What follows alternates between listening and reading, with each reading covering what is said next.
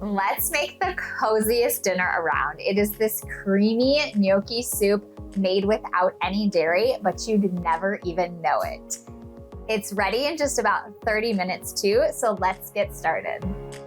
First, we're gonna chop our veggies. So we've got a yellow onion. We're gonna use about half of this because we're also going to use a shallot. Okay, be careful.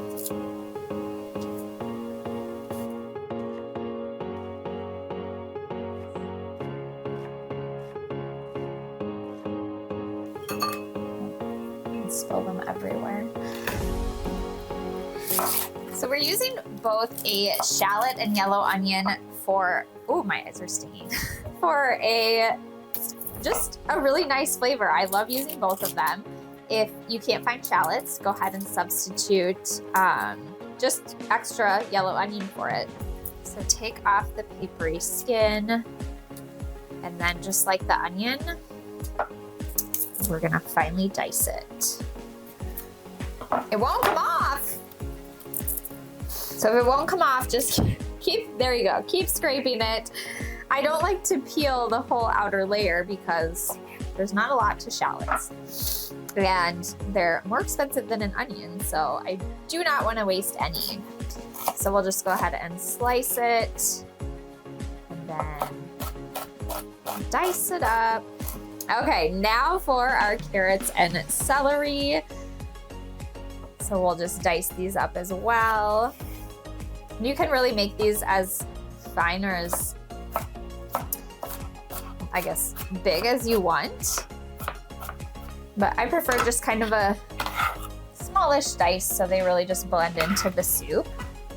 And then we'll get our carrots. For the smaller parts, I just make little rounds, and then as it gets bigger, go ahead and halve them or even quarter them as needed. The important part is we want them to cook evenly with the other veggies, so somewhat similarly sized. And obviously the smaller the dice, the faster they will cook. So if you're in a hurry, making dinner, chop them smaller. Let's go ahead and prep the thyme. So grab a sprig and hold it at the top and just slide it down to remove the leaves. If the tiny little stems come off too, that's totally fine. They'll just blend right in, and then I just usually pop off the top. So we'll want about a tablespoon for this recipe. If you are substituting with dry thyme, use about half the amount because it is stronger. Let's chop the kale. So we'll just take our kale and cut it into strips, or just, you know, roughly chop it. It will wilt down. That's all there is to prep, so let's go ahead and get to cooking. All right, we're gonna melt the butter to saute the mirepoix in. So once this melts, we'll get it going.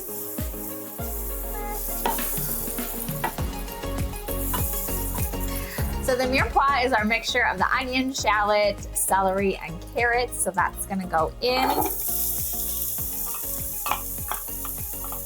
Nice sizzle. Of course, we're gonna start with a pinch of salt to begin layering in that flavor.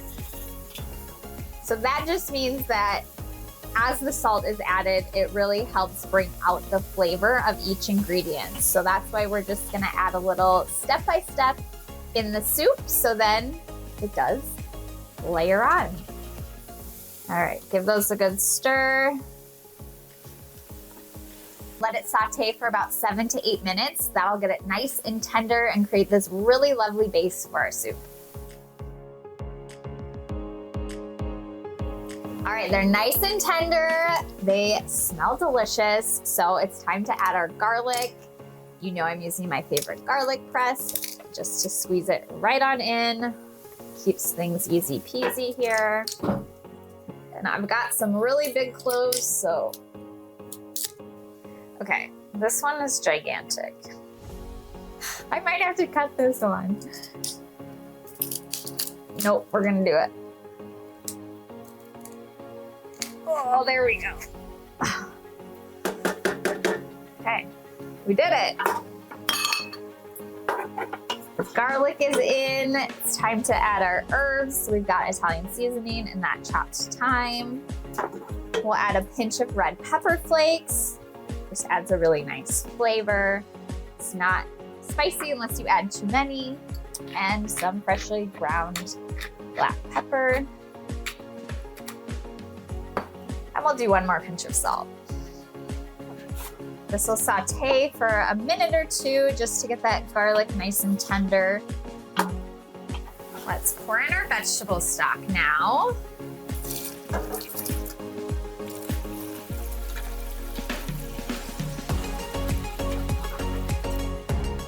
We'll let the vegetable stock simmer for about 5 minutes to let the broth of the soup really develop some flavor, because when it's time to add the gnocchi, it's gonna go really fast.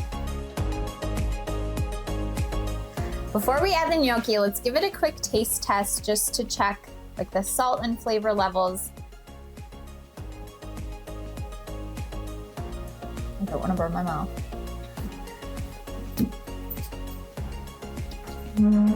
It's pretty good. Before you add the gnocchi, look at the package directions for the cook time. Usually it's around 3 to 4 minutes, which is what this brand is. We will cook it to that amount. It might need a minute or two longer just since it's not in a full pot of boiling water. So we'll go ahead and add it in. Give it a good stir. Break up any that are sticking together. And then we will let it simmer for about probably 3 minutes on the lower end of the directions, and then we'll add the kale.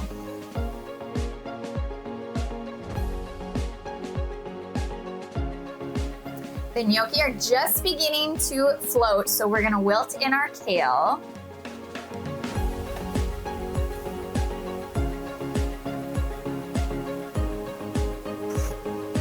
And the last step is we're gonna pour in our coconut milk. We're not doing this earlier because we don't want it to really boil too much, because that risks it like separating, and that's just no good. So we'll pour it in and we will let it warm up. Here, it's so nice and creamy. And the coconut milk is just a really great dairy-free option. Obviously, if you want to use half and half, go ahead. It will be just as delicious, but it will not taste coconutty, especially because we're gonna add some lemon for brightness. So the lemon kind of acts like salt does and really enhances the flavor. So I've said it in my other soup recipes that I use a lemon in, but go ahead and try it before and after and you'll really be amazed. And I would recommend holding off on adding additional salt until you've added the lemon, just because then you don't want it to get too bright. So pour in that parsley at the end as well. Be ready to serve this up. Oh, it smells so good. Okay, now we get to try it. Oh my gosh, it smells so good. And these little pillows of gnocchi.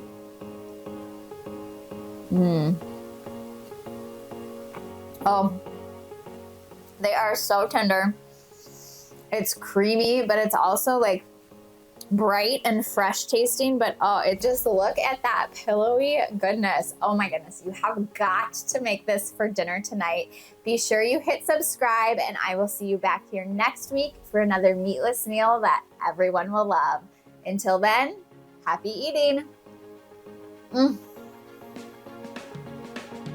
it's so good. Oh, just act natural. Oh, you're like, ready, we're going. I'm just gonna keep eating. That's what I'm gonna do.